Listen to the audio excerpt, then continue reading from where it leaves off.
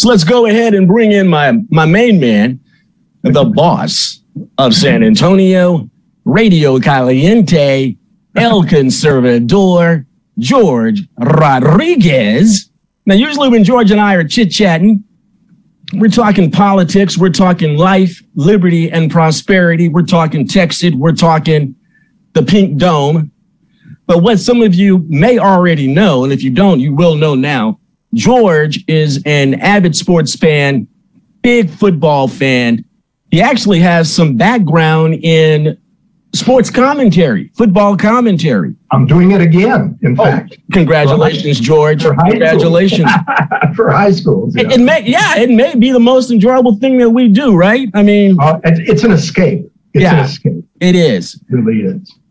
I wanted to bring George in to talk about this Big 12 kerfuffle, whatever you want to call it, the ever-shifting sands of college football conference realignment.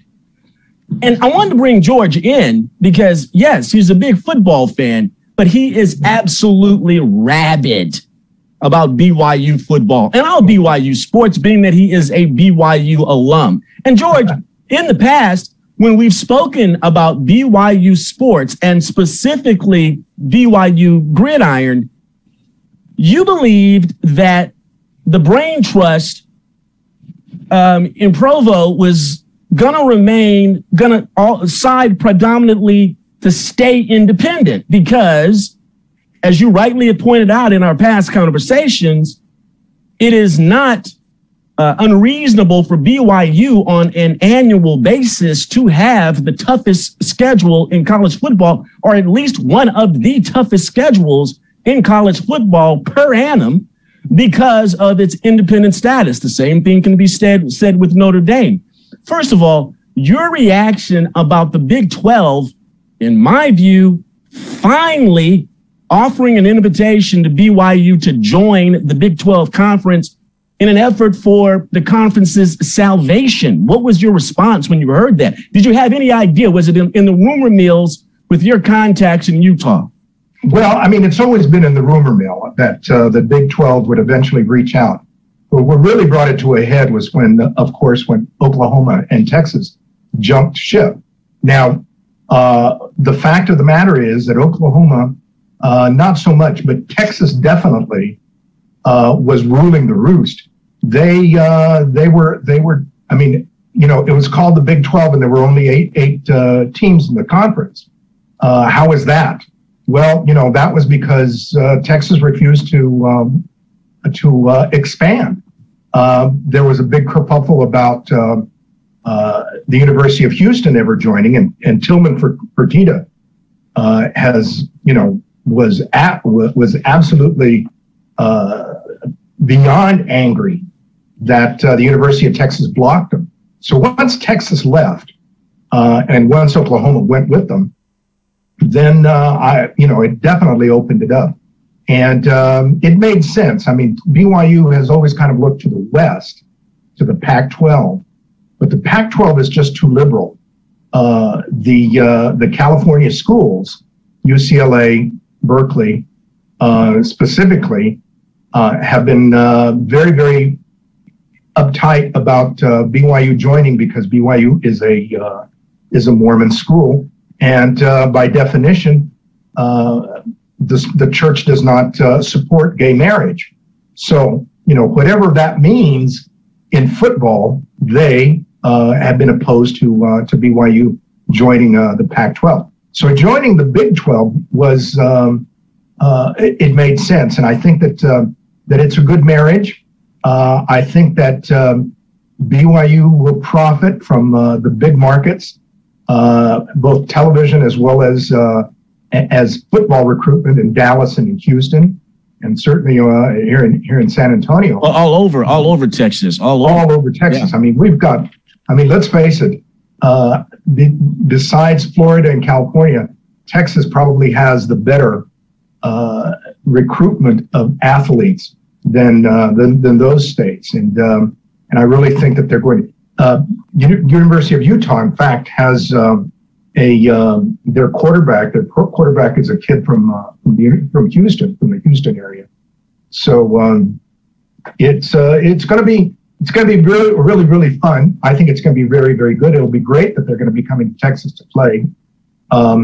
Baylor, TCU, Texas Tech. I think that those schools are going to remain competitive. There's a lot of talk about them being the leftovers of the Big 12, but let's face it, Baylor just won the NCAA in basketball.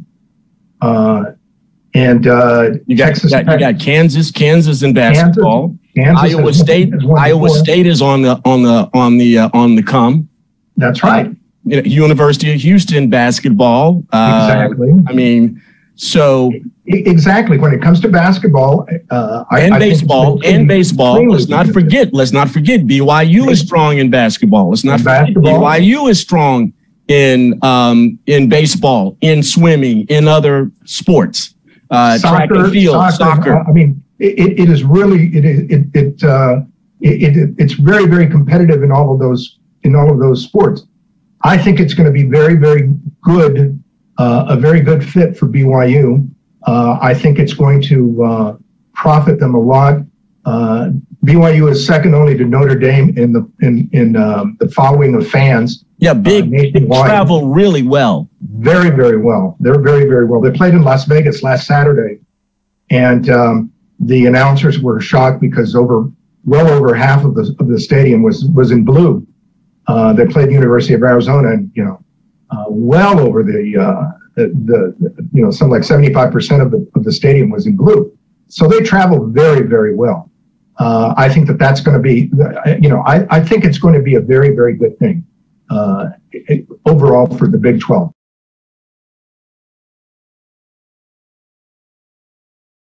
Hey, what's up, Saints and Patriots? Apostle Claver here. I'm 60 years old, and I'm competing against teenagers in karting. I'm going to be looking for every edge that I can get. This past Sunday, I got my best results as of yet. But before I left the track, I was already sick. I already had a sore throat. And that developed into a 3-day, 100-degree fever virus. 1-2 punch, my body took a real whammy.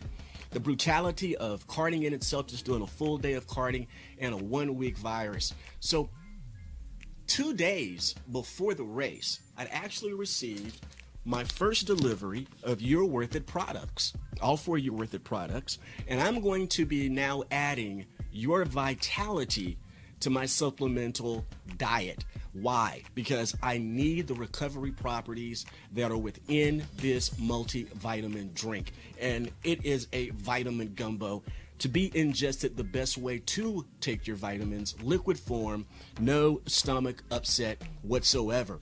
When I talked to my doctor, she was pleased that I had been pounding zinc since my symptoms started coming on, because all of us now know that zinc has these antiviral properties. Well, Your Vitality has a huge 1-2 punch of zinc and vitamin C. So I expect Vitality here to help my immune system, help it heal, and get it stronger. Not just because of the vitamin C and the zinc. There is also mitoprine in Your Vitality and in all You're Worth It products.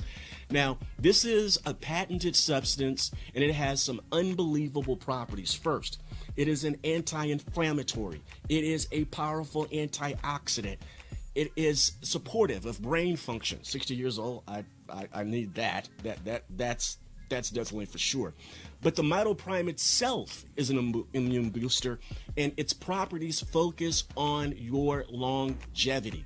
And if I want to keep racing at this age and be competitive against teenagers, I should be looking at longevity.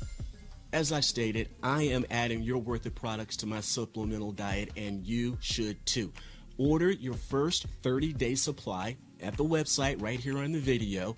30-day money-back guarantee. I'm going to be back in the fitness room here very, very soon. So let's take it together. I'm Apostle Claver T. Kamau Imani. I am a You Worth It champion, and you should be one too.